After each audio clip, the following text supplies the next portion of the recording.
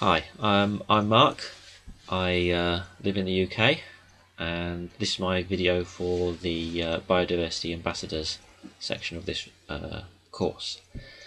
Um, I've got a degree and master's in ecology, so I'm already involved in the field quite a bit, but I'm not employed in that way. The biodiversity issue for me, which I think is the biggest one, is looking at regional and local level extinctions. I've done a lot of looking at the local flora and fauna of the area, particularly through work with some work I've done with the British Dress Ornithology. I've been looking at farmland birds and also hedgehogs, both of which are experiencing severe crashes in population size in the UK as a whole, and also in my particular area. A lot of the problems that are causing this is changes in farming practices over the last 50 or 60 years, changes in gardens, people concreting over lawns rather than keeping that, use of slug pellets and that sort of thing. I think that biodiversity has become, it's very much a watchword for a lot of people, but I think it's courses like this that really help to show the importance of biodiversity, and lots of people are involved. There's more people involved in nature conservation organisations like the RSPB, RSPCA. Lots of people involved in it already, perhaps a lot more so than back in the 80s when I was growing up. And that shows that a lot of people are starting to take these things on board, but a lot more still needs to be done. It's a constant awareness thing. In this situation, the local extinctions problem is one of keystone species or species engineers that occur in particular areas. This isn't quite so much for perhaps the hedgehog, although it's a very good pest controller. So on the face of it, gardeners would probably find it very useful because it does eat a large number of slugs and snails and could have a benefit. And that's very much a question of education, trying to encourage people to not use slug pellets and encourage hedgehogs back into their areas. In the UK, I think it's particularly important. We've already lost most of our megafauna. We don't have anywhere near the range of mammals as perhaps continental Europe even does. Not all of that's due to human intervention, although a lot of it is to do with hunting and enclosuring, in the early medieval period. But we've lost a large diversity of that, and there's a lot of work going on in how we can rewild areas. The recent reintroductions of beaver have shown how their use as an ecosystem engineer can assist in controlling flooding and revegetation of areas and increasing biodiversity. So I think there's a lot of growth in there. I mean, a lot of biodiversity action and talk is often given to bigger places like the Amazon or India, Indonesia, the plight of the orangutan, elephants in the wild, and that's all very important. That is really important, and I'm very interested in that sort of thing. But for me, it's about relating those big themes to something that's local and nearby, and something that people can see around them, something that's familiar. It's about taking responsibility for our own for flora and fauna, our own biodiversity, as well as looking to the wider world and thinking about how that all fits in. For me, nature is kind of everything. It's something I've been immersed in since I was a child. I've always been a bird watcher, go out looking for mammals, and I still do that today. At nearly 40, I'm still doing all those things that I used to do as a kid. Looking for mice, recording everything I see, sort of thing. And I can honestly say I'm probably the happiest when I'm outside walking or observing animals. So the role of the Biodiversity Ambassador is one of spreading the news and getting the information out there and helping people understand the problems, and I think more importantly the solutions, the simple things that people can do. And there's a couple of there's two key things that I think I'd highlight on that. Is several weeks ago when I was out doing my weekly survey, I run a patch. I've got a patch of wet woodland and river near me that I've been visiting for, it must be 15, 16 years now, and recording all the birds and animals seen and stuff. And I was out doing that section one Sunday morning, and I came across a young lad and his mother. He must have been about, I guess he was about 13, and he was amazing. He'd done lots of work at bird observatories. He was really into his birds. He could see and spot and hear birds that I just couldn't see, couldn't grasp. And it was really good to see someone that young coming up and doing it. And I had a sudden epiphany in that I'd sort of been going along, and I suddenly thought, oh, this is excellent. This is the next generation of people coming up and being able to take over.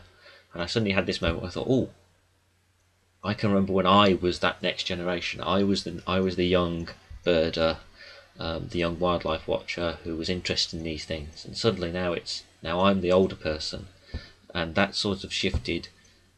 It caused me to think about my place in the scheme of things, and that although I'm doing all these things and I'm learning and doing courses like this, there's now an added responsibility in that I need to keep pushing forward and helping others grow and evolve in that field.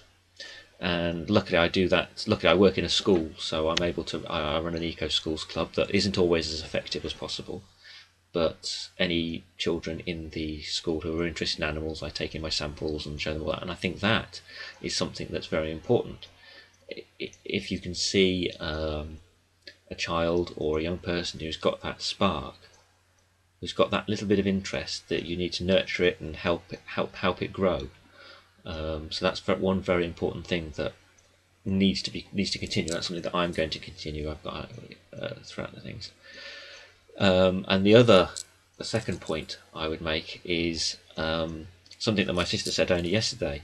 She'd come round to visit. She's got a family, and she was saying that she'd seen Planet Earth 2, or I think it was Planet Earth 2, about all the plastics in the ocean and the microbeading and stuff, which has been a problem that's been around for years and generations, and something that I've been aware of. But something like Attenborough's programs, it brings it to the forefront, and it shows people who perhaps wouldn't necessarily have read about it in papers or BBC Wildlife or New Scientist. It gives them an opportunity to see it. And she was already saying, well, how am I going to stop using plastic? So her and her husband had started thinking very clearly about what they were going to do, buy only glass bottles and things like that. And that's another example of something you can do that's very simple to do. Just look at your own life. What do you use? What has an impact?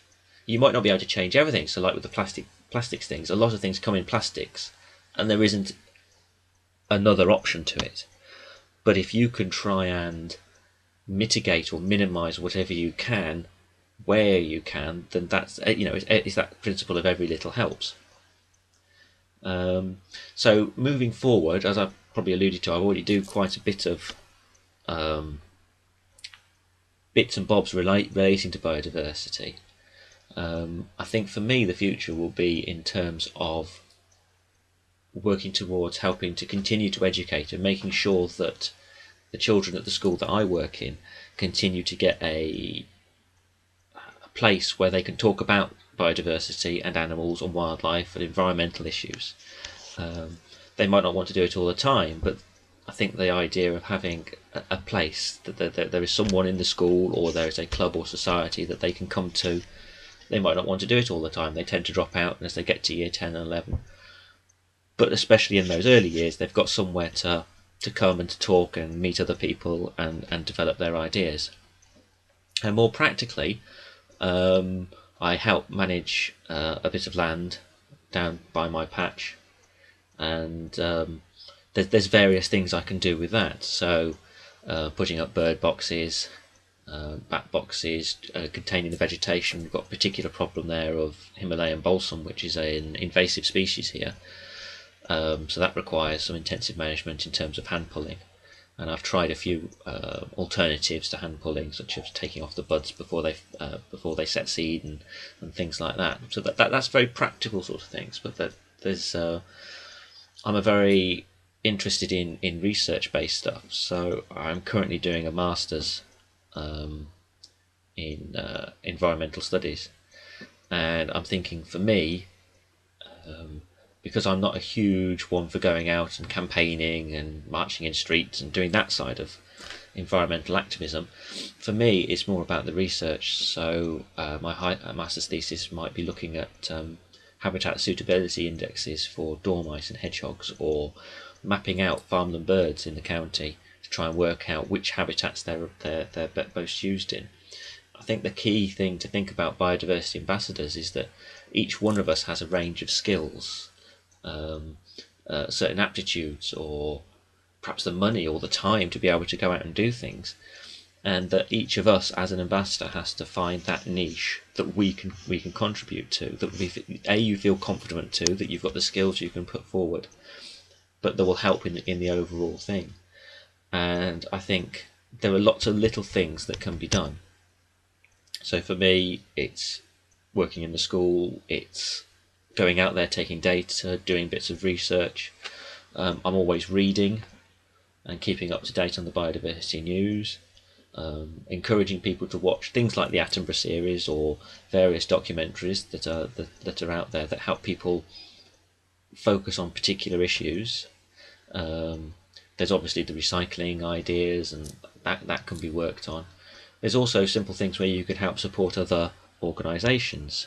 So you can take part in things like the British Drift Ornithology that do surveys and that sort of thing. But there's very simple things like there's a web app that I've got at the moment that's easy. I think it's called Easy Giving, and if you order goods like from various websites that are registered with them, there's like a 3% donation to a cause that you like. Now I've got mine set up as my local wildlife trust, so every time I buy something from particular websites, they get 3% of what I buy, and it just helps give them a little bit more donation to help them continue to do the work. So there are lots of different ways to do it, and I think that as a biodiversity ambassador, that the role there is to put the word out and say that there is stuff for people to do. You don't have to break your own bank. You don't have to live as a monk or a hermit. You can have a sensible, normal standard of living, and still help the environment and help biodiversity. Thank you for listening to me. Goodbye.